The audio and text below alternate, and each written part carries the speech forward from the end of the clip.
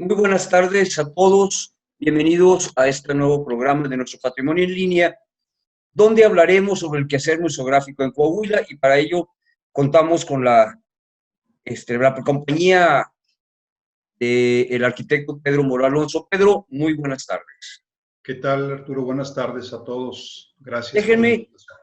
gracias, déjame platicarles que Pedro Morúa es arquitecto, pero se ha dedicado a la museografía desde hace años, décadas, y de hecho tiene cerca de más de 30 museos y espacios culturales donde ha participado con la museografía. Entre sus diseños, producciones y montajes se encuentran trabajos en Canadá, Estados Unidos, Holanda, España, Rusia, Francia.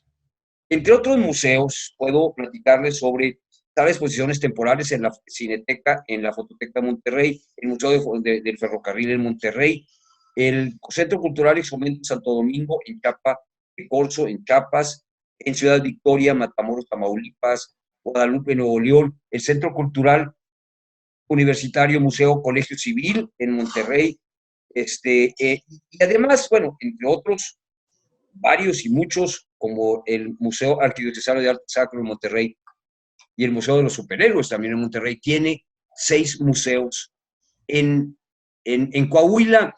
No solamente ha entrado también en el diseño editorial, sino cuenta con una mención honorífica. Él otorgó el Colegio de Arquitectos de Nuevo León y la Sociedad de Arquitectos de Nuevo León por su obra Museo de Historia Municipal de Allende, Nuevo León. Estamos aquí, Pedro, para que platiquemos sobre el quehacer museográfico en Coahuila. Vamos a introducir el Museo de la Revolución en Torreón. ¿Cuáles fueron los retos sobre este museo? Que, por cierto, fue la casa de la cónsul chino, Lin, que apellidaba Lin, y por eso se llamaba, o se llama todavía, la Casa Lin. ¿Cuáles fueron los retos para la creación de este museo? Bueno, sí, principalmente, como decías ahorita, fue una casa, históricamente se eligió para que pudiera ser museo porque fue casa del cónsul chino, a la Casa Lin, y en la época revolucionaria, bueno, tuvo mucho realce históricamente este edificio. Pero los principales retos fue cuando llegamos a ver esta casa. Estaba pues, obviamente en perfecto estado, la mayor parte, tenía algunas deficiencias, pero estaba habitable, o sea, había sido habitada todavía unos meses antes, entonces era una residencia prácticamente. Entonces, convertirla en museo, y ahí pueden ver ese tipo de imagen que estamos viendo ahorita, pues es como lucía la casa, con un estilo de decoración todavía ahí por ahí de los 60, 70, no sé, con su papel tapiz, los pisos de granzón y demás. Pero la idea era que luciera la casa más que todo para adaptarla para museo y que pudiera ser más viable con mobiliario museográfico, porque propiamente la casa, el interior, pues no estaba en la época que había sido originalmente. En algún momento sufrió remodelaciones, que como lo podrán ver ahí, pues se veía de épocas de los 50, 60, ¿no? Entonces, dejarla para utilizarla como museo fue el principal reto. Crear un recorrido museográfico atractivo de acuerdo a la temática. Ese fue uno de los principales retos, pero principalmente el tiempo que tuvimos para realizarlo. Si mal no recuerdo, fue un lapso de 3 a 4 meses que teníamos que tenerla lista. Entonces fue un reto, pues digamos, muy, muy audaz, que ahorita lo pienso y digo, fue algo muy, muy, pues muy audaz, lo vuelvo a repetir, ¿verdad? Fue complicado hacerlo en ese tiempo. Lo que nos dedicamos a eso lo podrán saber que 4 meses no es nada, ¿verdad? Pero eso fue el principal reto, y dejarlo bastante atractivo visualmente y que se viera la diferencia, digamos, de lo que pudiera alojar a un museo, al acervo de colección que se tuvo para implementarlo, toda la obra gráfica y demás, la implementación museográfica. Ese fue el principal reto que tuvimos, y que la casa luciera a lo que fuera como de época. y el ático que tiene es un ático precioso, ¿verdad? Se dejó como exposiciones temporales, el segundo nivel, ¿verdad? Que eso era parte también del proyecto museográfico, dejarlo como un espacio totalmente cultural, ¿verdad? Que así es como funciona actualmente, con unos jardines preciosos. Entonces, pues eso fue parte de, digamos, de esta aventura que hicimos en aquel momento, ya hace una buena cantidad de años. Pero inmediatamente después trabajaste un tema similar, Museo de la Revolución Mexicana, en Saltillo. Creo que aquí la situación fue diferente. ¿Qué te encontraste en esto? ¿Cuáles fueron los retos? Sí, bueno, nomás cabe resaltar el anterior museo de que hicimos en Torreón, bueno, se centró más que todo la temática digamos, a la historia local de la región de Torreón. A diferencia de acá de Saltillo, nomás quería hacer este pequeño agregado, la temática fue totalmente amplia porque fue, digamos, la temática que involucró la revolución en Coahuila totalmente, ¿verdad? Aquí es un poquito más macro, a diferencia del Museo de Torreón. Pero aquí, pues bueno, era una gran casona también de época, de una época un poquito más anterior, pero el principal reto aquí lo mismo es integrarlo para que pudiera ser un espacio, digamos, museográfico, de museo, que se adaptara sin agredir, nunca agredimos la arquitectura de las casas de época, porque respetamos todos los lineamientos de antropología e historia, el Instituto Nacional de Antropología e Historia. Entonces, siempre, pues no es, digamos, a veces te encuentras un muro que dice, este muro no me sirve aquí, pero no lo podemos mover porque pues, estamos a favor de la conservación del patrimonio arquitectónico, obviamente.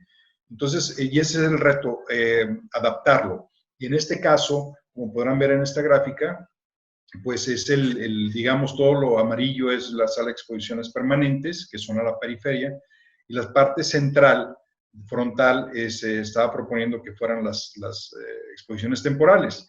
En este caso de este plano, esta lámina, fue el anteproyecto, y por ahí se ve al fondo que querían conservar un jardín, un gran jardín que había por ahí descubierto, pero la propuesta de nosotros siempre fue que no lo tuviéramos, no tengo nada en contra de los jardines, al contrario, a mí me encanta, pero que íbamos a tener un gran problema de humedad acumulada dentro de las salas, que se nos iba a ir a colar adentro de las salas de exposición permanente, y tú sabes que la humedad es el principal enemigo, ¿verdad?, de las colecciones en este caso. Entonces se optó porque se cubrió una techumbre muy agradable y crear una gran sala de exposiciones temporales o para eventos o un espacio polivalente al fondo, ¿verdad?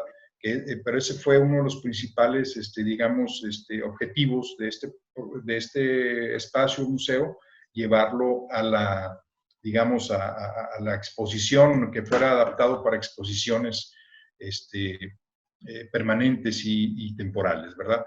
Y bueno, en esta lámina que tú estás exhibiendo ahorita, vemos el recorrido museográfico, que como nosotros bien siempre lo planeamos, es una circulación de izquierda a derecha, que es en el sentido de la lectura de un libro, digamos, que es lo más óptimo para hacer un recorrido museográfico. De esa forma lo adaptamos, pero había que interrumpirlo a mitad, digamos, del recorrido, que aquí se ve que pasas a través de un espacio abierto, y es por eso que se contemplaba que fuera un gran espacio de actividades polivalentes o de temporales, para darle un poquito de continuidad, hacer un pequeño receso, digamos, al recorrido, descansar y retomarlo a la otra siguiente mitad, que era la otra, la del museo, ¿verdad? Es una cronología que se hace en la temática. En fin, pues todo esto se va proyectando cuando se hace un museo, ¿verdad? Se escucha fácil, pero es un poquito complicado, sobre todo al principio, pero ya después todo va tomando, digamos, una gran, digamos, pues una gran armonía, ¿verdad? Aquí estamos viendo cómo encontramos el edificio, que lo encontramos en esas condiciones, que eran, digamos, unas condiciones aceptables, pero tenía pues, algunos problemillas ahí en algunos acabados o algunas vigas tenían que cambiarse, pero en fin, si lo ven actualmente, pues nunca se dejó el edificio tal cual, inclusive mucho mejor de lo que es. Esto es a como lo encontramos, a como estuvimos un poquito explorándolo en un principio, pero lo respetamos en cuanto a su estructura y a su arquitectura, obviamente, original. Digamos, esto es digamos, en el proceso, digamos, después de la producción hay varios procesos en la museografía que es, digamos, la investigación de la temática, los guiones, los proyectos, la producción museográfica y finalmente el montaje e instalación, que es donde interviene ya lo final, que es un proceso, digamos, de 1 a 2 meses en todos los proyectos, y donde en este caso hicimos unas réplicas de unas figuras a escala natural de los firmantes del Plan de Guadalupe, ya que en la colección teníamos la mesa original donde se firmó el Plan de Guadalupe, tenía estampadas sus firmas, y lo implementamos en una de las salas, hicimos una gran ventana en el entrepiso, como contábamos con un sótano, la colocamos en un sótano para que pudiera estar, que se pudiera ver desde la parte superior, donde estaban firmando parte de estos personajes, ¿verdad? No son todos, son algunos de ellos, ¿verdad? Y de esta forma lo pudimos, digamos, ambientar o hacer hacer lo más cercano a la realidad posible, ¿verdad? Para llevar al visitante a este proceso, ¿verdad? Y así como hicimos, por ejemplo, en algunas reproducciones, como en este caso de este estandarte del Club Democrático Interreleccionista de San Pedro Coahuila, hicimos una reproducción fiel, ¿verdad?, de lo que es el original, y nutrió muy bien toda la temática y parte del patrimonio, del acervo de la colección, ¿verdad? Esto es bordado, ¿verdad? Así es bordado y se hizo todo, fue una réplica fiel totalmente que se hizo por un especialista, y pues bueno, así como esta, hay muchas piezas que tienen su historia, cada una de ellas, ¿verdad?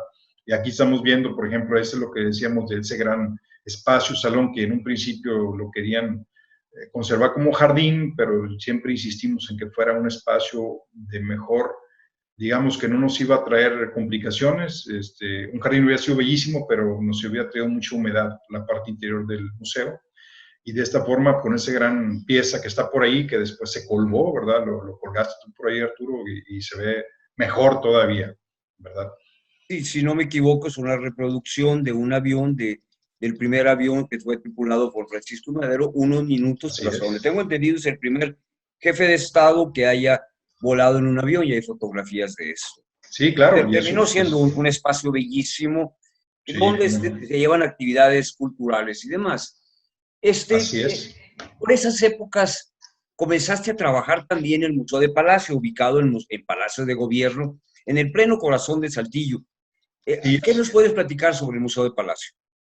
bueno, principalmente que aquí había, pues por ahí lo pueden ver en esa fotografía, que es a mitad digamos, de la adaptación arquitectónica de esa, en la planta baja nos designaron un espacio, un gran espacio, que cuando lo encontramos eran puras pequeñas oficinas de ahí, de divisiones de tabla roca. Entonces empezamos a limpiar lo más que se pudo para ver con qué contábamos, y pues sí, nos topamos que había una serie de instalaciones que no se podían mover, cuestiones de seguridad, de internet, de redes, de hidráulica, sanitarios, en fin. Pero pues eso, como quiera, buscamos una solución y hicimos un rescate del espacio.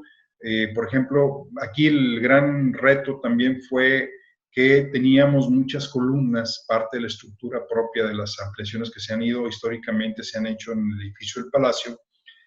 Pues hay un montón de columnas de acero, parte de la estructura, que nos iban a quedar al centro en algunas salas y demás. Entonces hicimos una adaptación para despistarlas o integrarlas más bien visualmente, que no se notara al recorrido. Hicimos un desnivel también con el piso, hicimos un desnivel muy leve, ¿verdad? De 20 centímetros o 30, para que no fuera que fuera más agradable el recorrido museográfico, ¿verdad? Hicimos una ventana también ahí en el piso no tanto quisimos adaptar un poquito la realidad del ferrocarril en la época del Porfiriato y demás. El gran reto pues era la temática también, que era una temática, digamos, de historia política, de conformación del Estado, que bueno, hacerla didáctica y muy atractiva para los jóvenes, sobre todo los niños, que sea atractivo para las visitas escolares.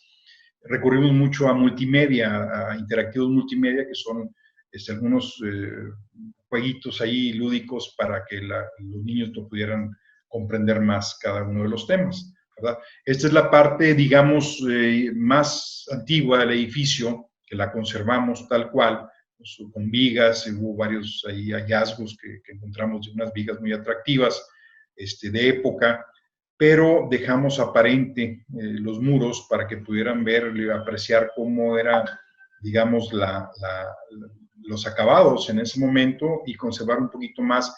Este es el espacio que se designó como exposiciones temporales, ¿verdad? Que aquí se ve inclusive el antes y el después, digamos, es el mismo, prácticamente el mismo ángulo de la fotografía. Lo dejamos como exposiciones temporales con un piso de duela de roble, de madera, y se veía muy atractivo. Hicimos muy aislada el soporte de iluminación también, y pues de esa forma pueden ver el resultado de esa sala, que es bastante atractiva, creo yo, visualmente, ¿verdad? Esto es de cómo queda digamos, la exposición temporal, perdón, la exposición permanente, ¿verdad? Oscurecimos digamos, la parte de las techumbre para disfrazar todas las instalaciones que había por ahí que no podíamos mover.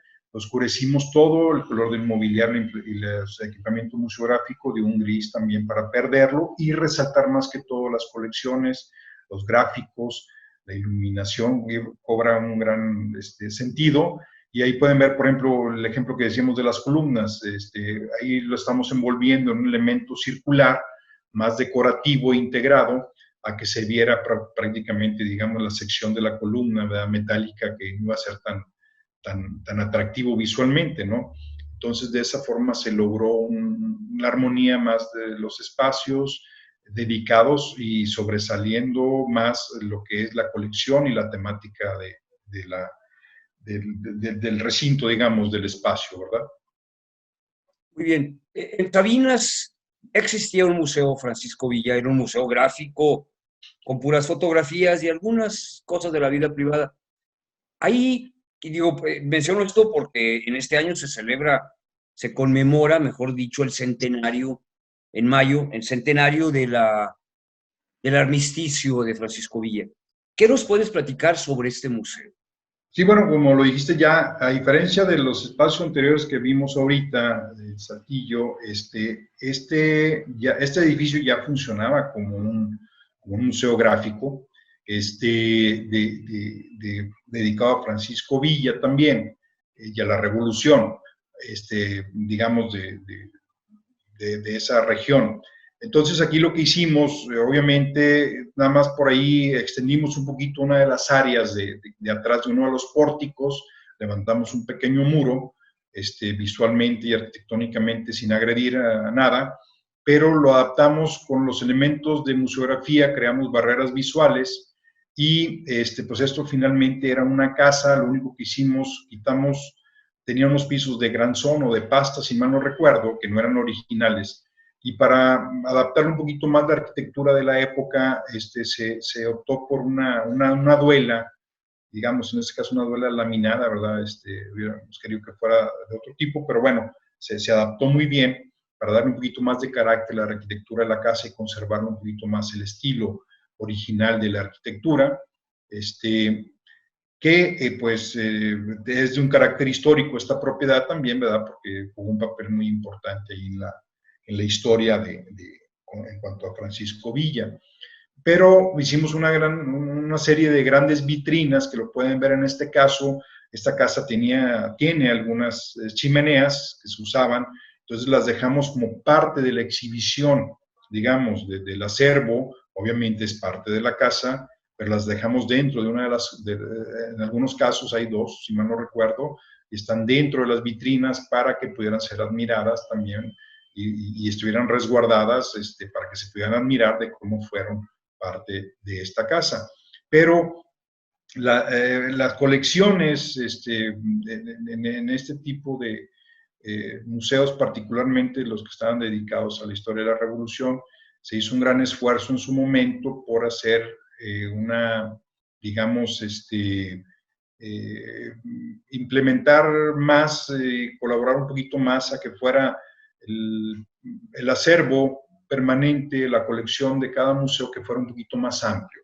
Entonces nos dimos un poquito a la tarea, junto contigo, si recuerdas, y con todo el Departamento de Patrimonio, a localizar piezas de muy buen nivel y atractivas históricamente, que más adelante vamos a platicar un poquito ahí un poquito más amplio de esto, pero las colecciones se hicieron muy importantes en este tipo de museos, que no fueran solamente museos gráficos, sino que tuvieran una gran colección, ¿verdad? Mira, abriendo un pequeño paréntesis, sí, mencionaste el valor de la casa. Lo que pasa es que esta casa fue habitada por Francisco Villa durante su estancia en Sabinas, cuando fue la firma de este armisticio. Sí. Pero sí, uno de tus trabajos importantes, creo yo, fue nutrir este museo que era gráfico, con fotografías principalmente, pero nutrirlo con una buena colección. Estaba pensando en esta imagen anterior, esa bandera perteneció a Francisco I. Madero. Pero Así también vamos a es. notar que como museos como la Revolución en Saltillo o el que sigue, que es el Museo de Cuatro Ciénegas, Venustiano Carranza, Cuatro Ciénegas, traen una amplia colección de piezas que pertenecieron a Francisco I. Madero. Sí, sí, ¿Cómo sí. tuviste esto? ¿Cómo se llegó a la adquisición de estas piezas de primer nivel para nuestros Bueno, museos? se localizó una colección muy importante, una colección, digamos, privada en la región de Torreón, si mal no recuerdo, pero eran piezas sumamente importantes y que deberían de estar y conservarse, sobre todo en Coahuila, porque involucraban directamente, en este caso, a la familia, a Francisco I. Madero, digamos, que eran piezas personales inclusive de él, piezas muy importantes que se dieron una serie de negociaciones por parte de todas del equipo involucrado en todos estos proyectos. Se dio finalmente una buena negociación de adquirir este tipo de colección y distribuirla en varios museos, porque, por mencionarte un ejemplo, había una de las principales piezas era, digamos, de la asociación, una de las publicaciones de la Asociación Presidencial, un ejemplar, digamos, de una de las ediciones, autografiado y dedicado, autografiado por Francisco I. Madero, firmado por él y dedicado a su esposa, a Sarita. Entonces es una pieza que, digamos, fue una de sus principales obras y estaba firmada y dedicada a su esposa, pues era una pieza que debería quedarse en uno de estos museos, ¿verdad? Y así como así como la bandera que decías ahorita, había objetos personales, inclusive una máquina de escribir, si mal no recuerdo. Había muchas piezas que se adquirieron, muy importantes, y que pasaron a ser parte de estos museos. Y de esa forma, que no nada más digo, muchas veces se puede hacer un museo, pero se carece un poquito de buenas piezas, ¿verdad? Ok, se recurren a elementos gráficos, a fotografías, reproducciones y demás, es válido también, pero estos museos se hacen muy importantes, sobre todo porque se nutrieron, hubo esa sensibilidad, y hubo la oportunidad de poder adquirir este tipo de piezas para que se quedaran ahí en estos museos y sobre todo aquí en Coahuila, ¿verdad? Más que Bien, todo. sí, alguna de estas piezas terminaron en este museo también, el Museo Venustiano Carranza en Cuatro Ciénegas. ¿Qué Así nos es. puedes platicar sobre este museo que donde tú también participaste de una manera, pues desde el principio? Sí, claro, bueno, hubo la oportunidad de poderlo realizar, ya funcionaba también al igual que el de Sabinas, ya era un museo, digamos, que ya existía, con pues, muy buenas piezas también, ¿verdad? Pero principalmente tenía problemas el museo, digamos, el espacio arquitectónico tenía algunas filtraciones de agua en las techumbres, algunos pisos ya presentaban ahí unos ataques de polilla, en fin, necesitaba una muy buena mano, una muy buena restauración, y lo cual se aprovechó en ese momento, se hizo toda una, digamos, adecuación arquitectónica profunda, y aprovechamos para poder realizar una serie de equipamiento museográfico que diera resguardo a piezas que ya existían en este museo, que eran que obviamente son muy buenas, de muy buen nivel. Digamos, ahí está la pila bautismal, si mal no recuerdo, ¿verdad? Pero Ahí se bautizó a don Venustiano Carranza. con Venustiano Carranza, pesadísima, por cierto. Pero aún así, se integraron piezas de las que hablábamos ahorita, ¿verdad? De muy buena calidad, históricamente hablando, y también a lo mismo que en el Museo de la Revolución en Saltillo, también aquí se hizo un espacio dedicado a la firma del tratado del Plan de Guadalupe. Plan de Guadalupe, pero aquí a diferencia que la mesa original la teníamos ahí en Saltillo, bueno, aquí se hizo una réplica fiel, ¿verdad? Aún así, luce bastante bien y donde estamos hablando acerca del tema, digamos, de esta época de don Venustiano, ¿verdad? Pero fue, digamos, es bastante digno, bastante importante, digamos, porque fue la casa donde, digamos, la casa de la familia Carranza, entonces tiene una relevancia muy importante, digamos, en cuanto al tema de Venustiano Carranza, y que las piezas son muy buenas, es un espacio reducido relativamente, pero bastante digno y bastante nutrido en cuanto a patrimonio y a cuanto a piezas, digamos, que se exhiben actualmente. Bien, a continuación lo que tenemos es el último de los museos que vamos a platicar, el Museo de la Frontera Norte en Piedras Negras. ¿Aquí qué retos se presentaron y cómo los resolviste, Pedro? Sí, bueno, pues a diferencia de los anteriores, bueno, este es un edificio ya, digamos, no era de una época muy anterior, es un edificio relativamente nuevo, digamos, de 3, 4 épocas, digamos, de 3, 4 décadas, perdón, de uso, si mal no recuerdo. Entonces, era un edificio de 3 niveles, de 3 plantas, que en algún momento eran oficinas de gobierno, o estuvo inclusive creo que la presidencia por ahí, pero quitamos todos los muros que había por ahí falsos, digamos, que no eran estructurales, se dejó, digamos, la estructura propia del edificio, toda la serie de columnas, en un espacio un poquito más amplios, pero muy reducidos de altura. Entonces, lo que hicimos básicamente es perderlo con un color muy oscuro arriba, básicamente, para que no nos contara visualmente la altura, pero sí tuvimos oportunidad de desplegarnos un poquito más en cuanto a espacio. Se climatizaron los espacios, se implementó un montacargas, un elevador para dar cabida a piezas de gran volumen a futuro si fuera necesario para los mismos visitantes o personas con problemas de alguna, digamos, para accesar, que pudieran subir sin problema por medio de este elevador. Entonces, un reto, digamos, también un poquito más, digamos, atractivo en cuanto al tiempo y en cuanto a los espacios que son más abiertos. Pero, pues a diferencia de los anteriores, que los anteriores son una joya arquitectónica, a diferencia de ¿verdad? Bien, mira, pues bueno, quiero terminar con un par de comentarios.